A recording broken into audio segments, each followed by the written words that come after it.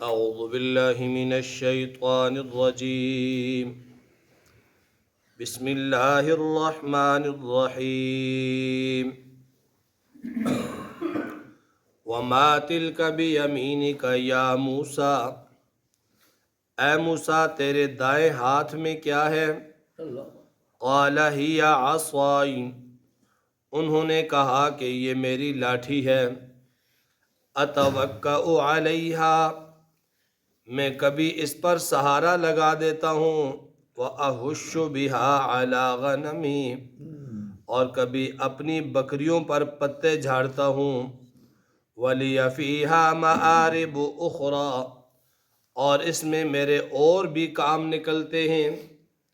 قال القھا یا موسیٰ، ارشاد ربانی ہوا القھا یا موسیٰ، زمین پر ڈال دو اسے اے موسیٰ۔ فالقاہا، سو انہوں نے اس کو زمین پر ڈال دیا۔ فاذا ہی حیۃ تسعی، پس یکا یک وہ ایک دوڑتا ہوا سانپ بن گیا۔ قال خذھا ولا تخف، ارشاد ہوا کہ اس کو پکڑ لو اور ڈرو نہیں۔ سنعیدھا سیرتھا الاولی، ہم بھی اس کو اس کی پہلی حالت پر کر دیں گے۔ وَضْمُمْ يَدَكَ إِلَى جَنَاحِكَ تَخْرُجُ بَيْضَاءَ مِنْ غَيْرِ سُوءٍ آیَةً أُخْرَى، اور تم اپنا دایاں ہاتھ اپنے بائیں بغل میں رکھو تو وہ بلا کسی عیب اور بلا کسی بیماری کے سفید نکلے گا۔ آیَةً أُخْرَى، یہ دوسری نشانی ہے۔ لِنُرِيَكَ مِنْ آیَاتِ رَبِّنَا الْكُبْرَى، تاکہ ہم تم کو اپنی قدرت کی بڑی نشانیوں میں سے بعض نشانیاں دکھلائیں۔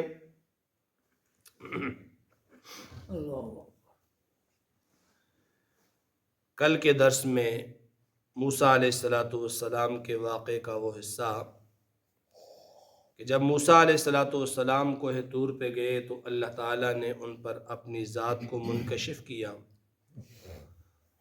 اور موسیٰ علیہ السلام کو اللہ تعالیٰ نے نبوت عطا کی،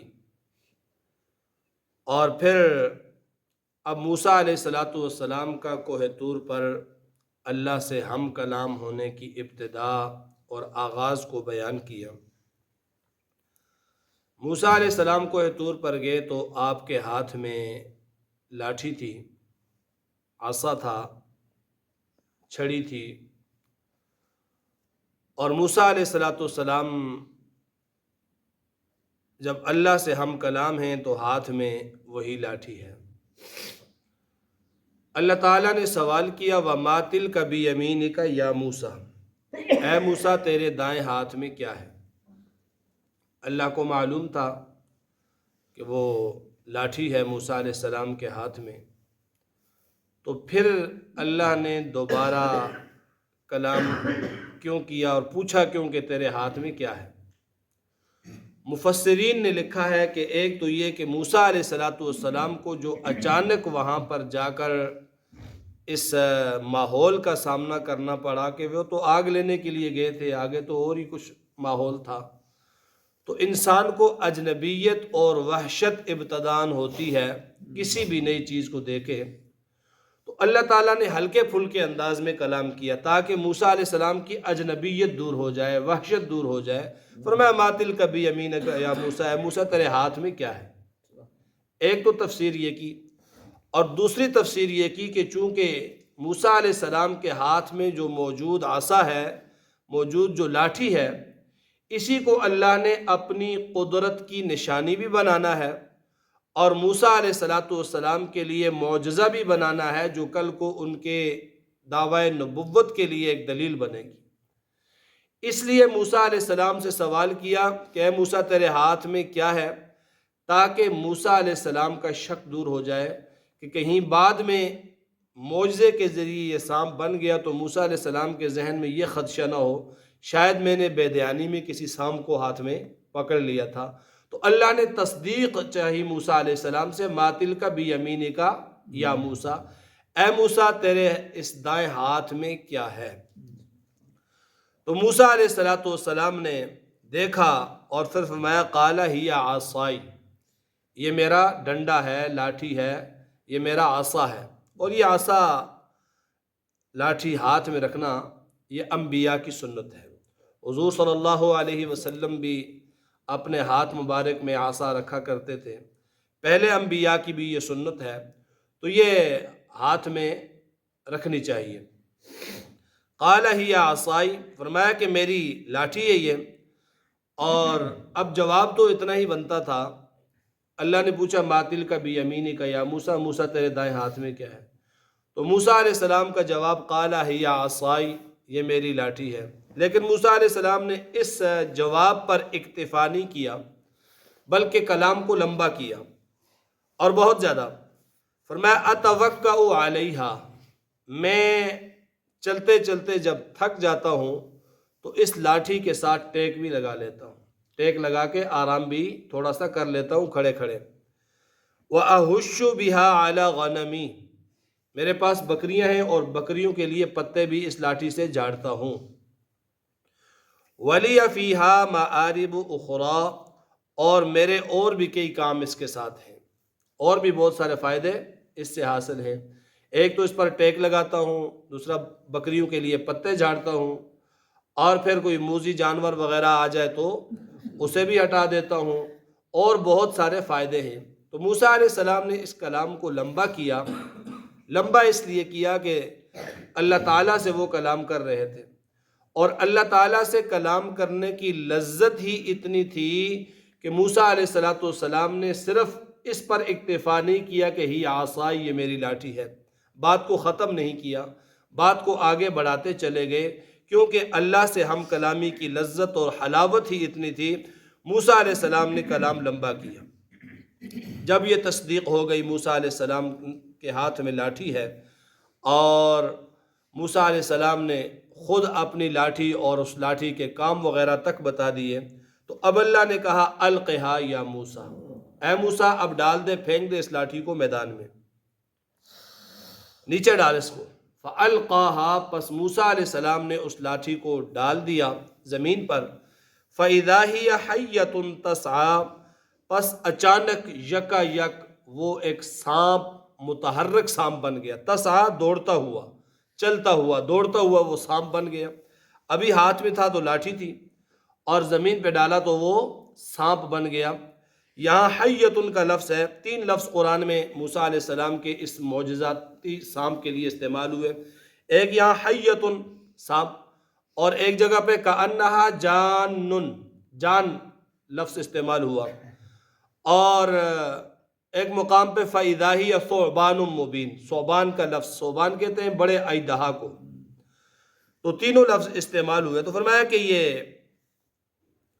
ڈال اس کو، زمین پر لاٹھی کو ڈالا تو فَإِذَا هِيَ حَيَّةٌ تَسْعَىٰ، وہ سانپ بن گیا اور حرکت کرنے لگ گیا، بھاگنے لگ گیا۔ قَالَ خُذْهَا، اللہ نے فرمایا کہ موسیٰ اب اس کو پکڑ لے، اس کو پکڑ لے۔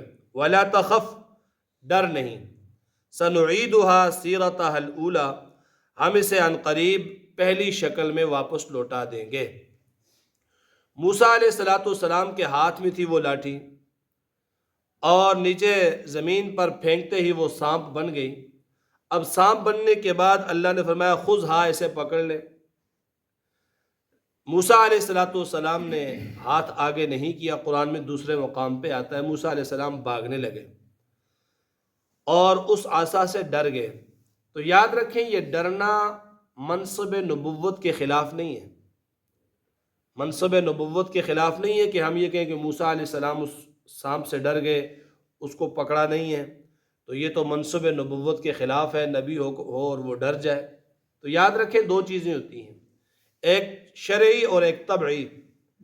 تشریعی چیزوں میں، شریعت کی چیزوں میں اللہ کا نبی کسی سے بھی نہیں ڈرتا ہے، کسی سے بھی نہیں ڈرتا ہے۔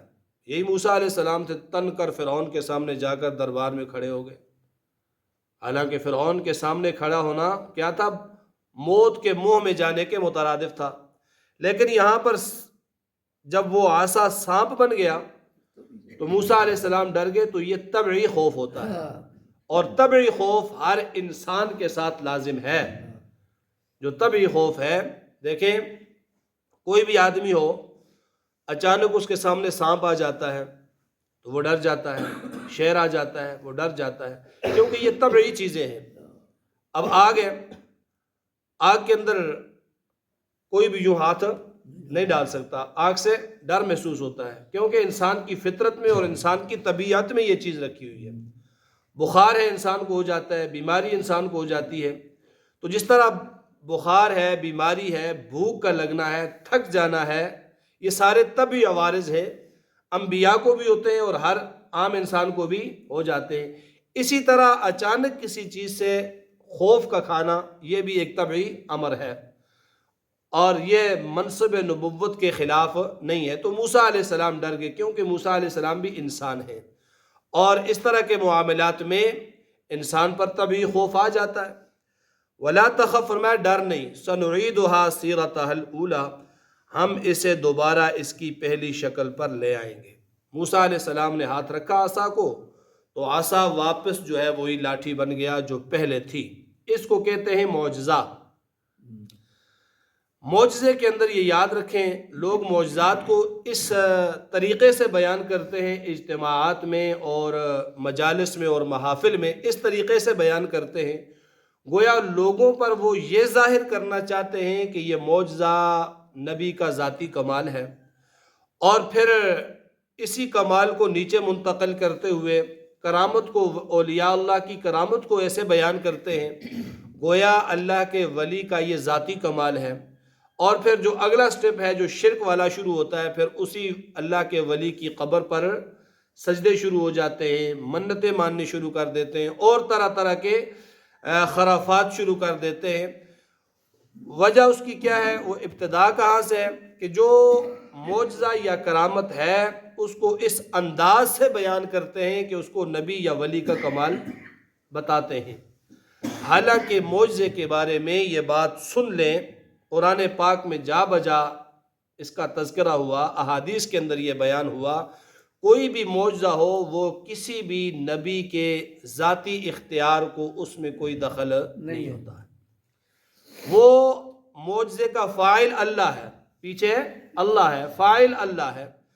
اللہ وہ معجزہ دکھاتا ہے، نبی کا ہاتھ ہوتا ہے، نبی کے ہاتھ پر وہ ظاہر ہوتا ہے، نبی کی نبوت کے لیے پھر بعد میں وہ دلیل اور معین اور مددگار بنتا ہے، ورنہ پہلے جو ہے نبی بذات خود وہ معجزہ لے آئے تو نبی کے اختیار میں نہیں ہوتا، معجزے کا فاعل اللہ ہے۔ اسی طرح جو کرامت ہے کسی اللہ کے ولی کے ہاتھ پر خلاف عادت، خرق عادت، کوئی ایسا واقعہ، ایسا کام رونما ہو جاتا ہے تو اس میں بھی فاعل کون ہے بھائی؟ اللہ ہے۔ اس ولی کی ذاتی اختیار اس میں کوئی نہیں، ولی کا صرف ہاتھ ہے کہ اس پر کرامت کا اظہار ہوا، کرامت کا ظہور ہوا۔ اور اگر ایسا ہوتا تو موسیٰ علیہ السلام سے بعد جناب نبی مکرم صلی اللہ علیہ وسلم پر جب ان کافروں نے 3 سوال کیے تھے جو سورہ کہف میں اور سورہ مریم میں آپ نے تفصیلی سن لیے، تو اللہ تعالیٰ نے وحی کا سلسلہ روک دیا، جہاں حضور نے فرمایا تھا کہ انشاءاللہ کل بتاؤں گا، تو اللہ نے کئی دن تک وحی کا سلسلہ روک دیا، کافروں نے باتیں کی، طعنے کسے، استہزاء کیا، مذاق کیا، اور پھر اللہ نے فرمایا کہ ان 3 سوالوں کے جواب دیے، جواب دینے سے پہلے فرمایا وَلَا تَقُولَنَّ لِشَيْءٍ إِنِّي فَاعِلٌ ذَلِكَ غَدًا، اے پیارے پیغمبر کسی بھی معاملے میں، کسی بھی بات میں آپ یوں نہ کہیں کہ میں کل یہ کروں گا، بلکہ یہ کہا کریں کہ انشاءاللہ اگر اللہ نے چاہا تو یہ کل کر دوں گا۔ تو معجزے میں پیچھے جو اثر ہوتا ہے وہ اللہ کی ذات ہے، معجزے کا فاعل اللہ کی ذات ہے، نبی کے ہاتھ پہ معجزہ ظاہر ہوتا ہے۔ تو فرمایا کہ اس کو پکڑ، ولا تخف، نہ ڈر، سنعیدها سیرتها الاولی، پہلی شکل میں ہم اسے واپس لوٹا دیں گے۔ ایک تو یہ معجزہ ہوا، اور دوسرا معجزہ وَضْمُمْ يَدَكَ إِلَى جَنَاحِكَ، ید کہتے ہیں ہاتھ کو اور جناح کہتے ہیں پہلو کو۔ فرمایا وَضْمُمْ يَدَكَ إِلَى جَنَاحِكَ، ملا لے اپنا دایاں ہاتھ اپنے بائیں پہلو میں، یوں اپنے ہاتھ کو اپنے پہلو کے نیچے رکھ دے، اس بغل میں رکھ دے، رکھ دیا، تخرج بیضاء من غیر سوء، اب ہاتھ جب وہاں بغل سے پہلو سے نکالا تو وہ چمکتا ہے، بیضا بالکل سفید ہے، اور چاند کی طرح وہ چمک رہا ہے، چاندی کی طرح وہ چمک رہا ہے۔ اور فرمایا من غیر سوء، بغیر کسی بیماری کے۔ بس اوقات برس کی بیماری ہو تو جسم سفید ہو جاتا ہے، سفید اور کالے داغ پڑ جاتے ہیں، جس کا کوئی علاج اس زمانے میں بھی نہیں تھا اور اب بھی اس کا کوئی ایسا علاج نہیں ہے۔ تو فرمایا غیر سوء، کوئی بیماری نہیں ہے۔ یہ جو ہاتھ سفید ہوا ہے بیماری کی وجہ سے نہیں ہوا، بلکہ یہ اللہ کی طرف سے معجزہ ہے۔ آیتن اخری، فرمایا یہ دوسری نشانی ہے۔ اور یہ نشانیاں دی کیوں جا رہی ہیں؟ فرمایا اس سے آگے اور بھی دی جائیں گی، لنریک من آیات ربنا الکبریٰ، تاکہ ہم تم کو اپنی قدرت کی بڑی نشانیوں میں سے بعض نشانیاں دکھائیں۔ یہ دونوں معجزات دیے، ایک عصا اور دوسرا ید بیضا۔ اور پھر فرمایا اذهب الى فرعون انه طغى، اے موسیٰ اب جا فرعون کے پاس، وہ بڑا سرکش ہے۔ انشاءاللہ یہ کل کے درس میں